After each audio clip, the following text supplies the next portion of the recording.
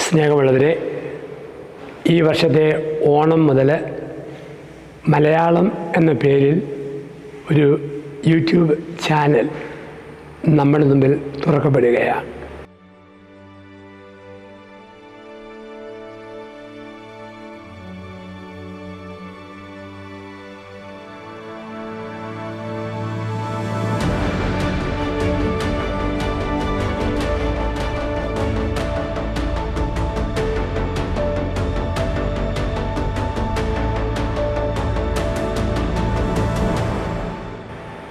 മണ്ണിൻ്റെ മണമുള്ള, മലയാളത്തിൻ്റെ ഗന്ധമുള്ള എല്ലാം ഇതിൽ ഉൾപ്പെടുത്തുന്ന ഒരു സംവിധാനം.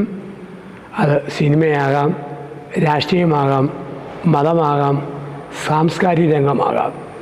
എല്ലാത്തിലും പെടുന്നവരെ ഉൾപ്പെടുത്തി അവരുടെ മനസ്സ് പ്രേക്ഷകരുടെ മുമ്പിൽ അവതരിപ്പിക്കുന്ന ഈ ചാനലിന് മംഗളങ്ങൾ നേരാം. ഞാനും എന്നെപ്പോലെ മറ്റു പലരും നിങ്ങളുടെ മുമ്പിൽ വരുമ്പോൾ സന്തോഷത്തോടെ ഈ ചാനലിൻ്റെ ശുശ്രൂഷകളെ നമുക്ക് ഏറ്റെടുക്കാം, പ്രോത്സാഹിപ്പിക്കാം. എല്ലാ വിജയങ്ങളും നമുക്ക് ഈ ചാനലിന് നേടുകയും ചെയ്യാം.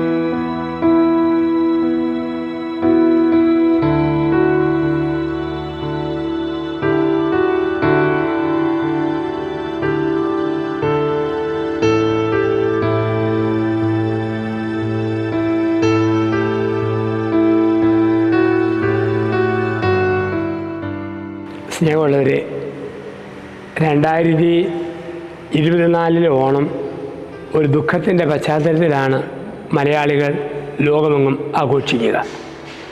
2019, 20 ആ കാലഘട്ടങ്ങളിലൊക്കെ കൊറോണ വൈറസിൻ്റെ പശ്ചാത്തലത്തിൽ മൂടിക്കെട്ടിയ ഒരു ഓണാവകാശം ഉണ്ടായിരുന്നു. ആഘോഷങ്ങൾ നടന്നില്ല.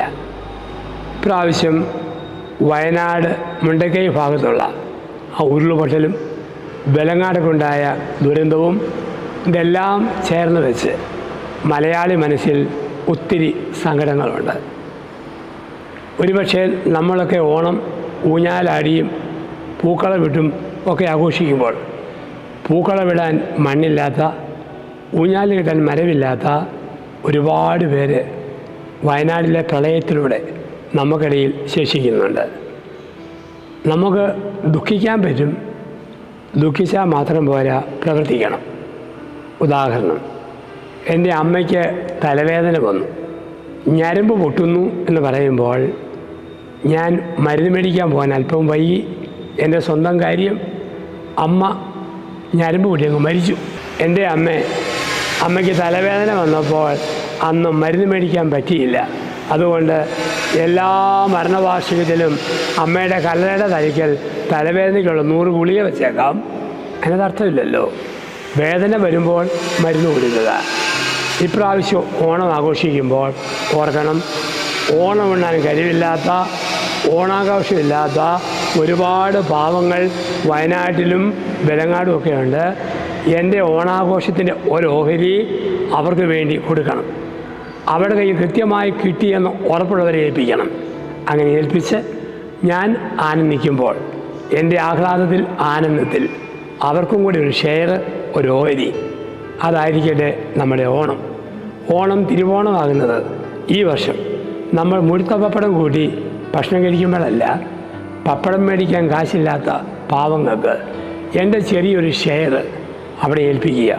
ഒന്നുകിൽ അവിടുത്തെ ദേവാലയങ്ങളിൽ ഏൽപ്പിക്കാം, ക്ഷേത്രങ്ങളിൽ ഏൽപ്പിക്കാം, മോസ്കുകളിൽ ഏൽപ്പിക്കാം, അല്ലെങ്കിൽ സാമൂഹിക നേതാക്കളിൽ ഏൽപ്പിക്കാം. അവർ വഴി അവരുടെ കരങ്ങളിലേക്ക് എൻ്റെ ഓണത്തിൻ്റെ ഒരല്പം അംശം എത്തി എന്നുറപ്പ് വരുമ്പോൾ ഇത് തിരുവോണമാകും, മഹാ ഉത്സവമാകും. അങ്ങനെ മനസ്സ് മരവിക്കാത്ത മലയാളിയായി നമുക്ക് ജീവിക്കുവാൻ സാധിക്കട്ടെ. ഈ ചിന്ത തിരുവോണത്തിൻ്റെ മലയാളം ചാനലിലൂടെ നിങ്ങളിലേക്ക് പറഞ്ഞു തരുമ്പോൾ അത് അർത്ഥവത്തായിട്ട് സ്വീകരിക്കാനും അർത്ഥപൂർണ്ണമായി പ്രവർത്തിക്കാനും നമുക്ക് കഴിയട്ടെ. നന്ദി, നമസ്കാരം.